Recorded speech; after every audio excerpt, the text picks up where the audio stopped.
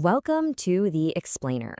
Okay, today we're jumping straight into the core philosophies, the practical real estate applications, and honestly, the rather shocking controversies behind Robert Kiyosaki's incredibly famous personal finance book, Rich Dad, Poor Dad. We're taking a really deep dive into this source material that has shaped millions of financial journeys. We're going to pull apart what works, what definitely doesn't, and what you actually need to know today.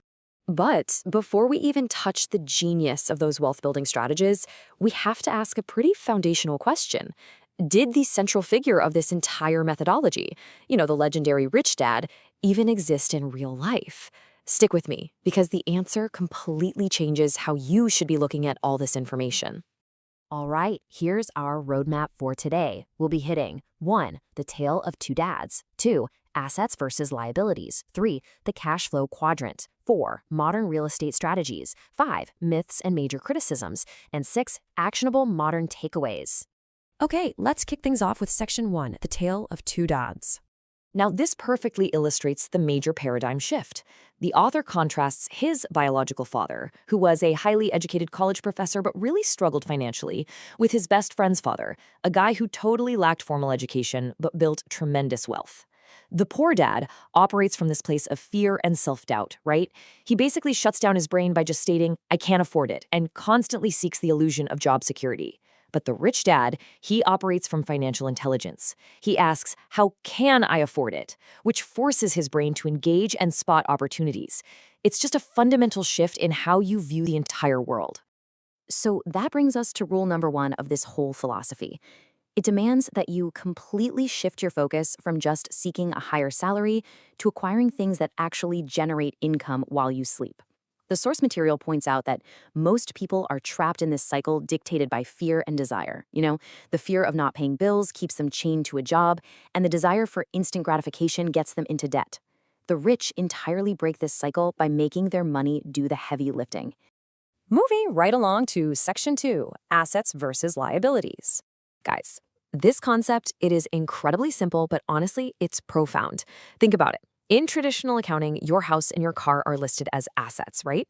But under this specific philosophy, if your beautiful $1 million house or your brand new car is sucking cash out of your pocket every single month for mortgages, taxes, and maintenance, well, it's a liability. An asset puts money in your pocket, a liability takes money out. It literally is that straightforward.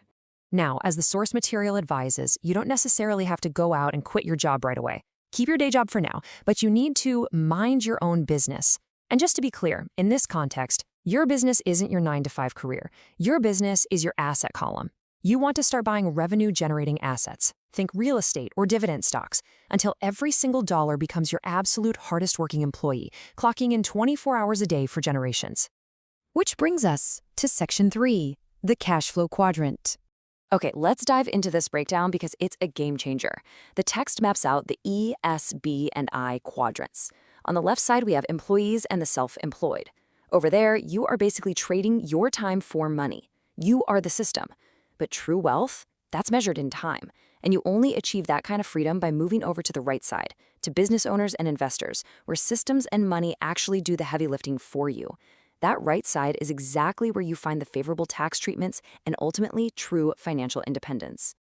All right, let's get practical with Section 4, Modern Real Estate Strategies. So why is real estate heavily favored here? It's a powerful wealth-building tool for a few key reasons. First off, it provides reliable monthly cash flow. Second, it offers these incredible tax advantages like depreciation. But most importantly, it uses OPM, other people's money. Think about it. You can use a 20% down payment to control 100% of a massive cash-flowing asset. You're literally leveraging the bank's money to build your own wealth. Let's see how this actually plays out in reality. A highly effective, actionable method highlighted in the real estate sources is the BRRRR strategy. You buy a distressed property, fix it up to force appreciation, rent it out so it cash flows, and then, here's the magic. You do a cash-out refinance to pull your original money right back out. Essentially, this lets you recycle the exact same pool of capital across multiple properties to build an almost infinite portfolio. How crazy is that? But look, real estate is definitely not a one-size-fits-all game.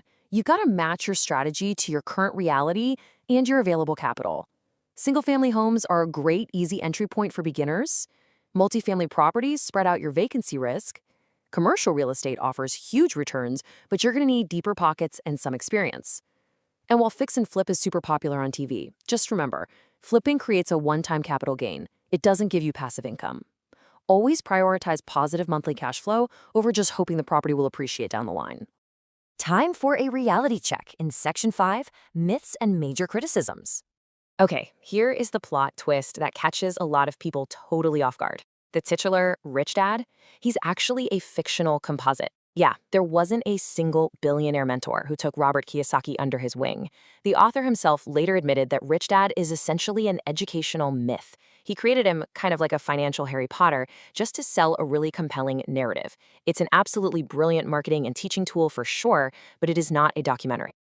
Furthermore, we run into some pretty deep contradictions. The source material argues heavily that real-world financial education is vastly more important than traditional schooling, often glorifying billionaire dropouts like Bill Gates. But, as critics are quick to point out, the book also turns around and tells readers to finish college because graduates out-earn high schoolers. Actually, scratch that. It implies traditional education is useless while simultaneously saying a degree is a good investment. This mixed messaging can be super confusing for anyone just trying to map out their actual life choices. So, how do we handle this? Well, as highlighted by medical professionals and financial bloggers who have critically analyzed the book, the best approach is to impartially sift through the fictional elements and the, heavy salesmanship to extract the genuine financial pearls. We don't have to throw the baby out with the bathwater here. The core mindset shifts are incredibly valuable, even if the storytelling itself takes some serious creative liberties. Let's wrap it all up with Section 6, Actionable Modern Takeaways. The core takeaways from these sources are undeniably powerful. First, you absolutely have to increase your financial IQ. Learn how to actually read a balance sheet and understand the markets. Second, swallow your pride and recognize that the house you live in is technically a liability taking money out of your pocket. Third, stop obsessing over your net worth and start obsessing over your monthly cash flow. And finally, the ultimate goal, aggressively convert your highly taxed earned income from your day job into lightly taxed passive portfolio income. And I'm going to leave you with this final, provocative thought to evaluate your own personal balance sheet. True wealth isn't the big salary you brag about at dinner parties. True wealth is measured in time. If you completely stopped working right now, today, how many days, months, or years could you survive solely on the income your assets generate? That number, that is your true financial report card. Think about it and start building those assets. Thanks for joining me on The Explainer.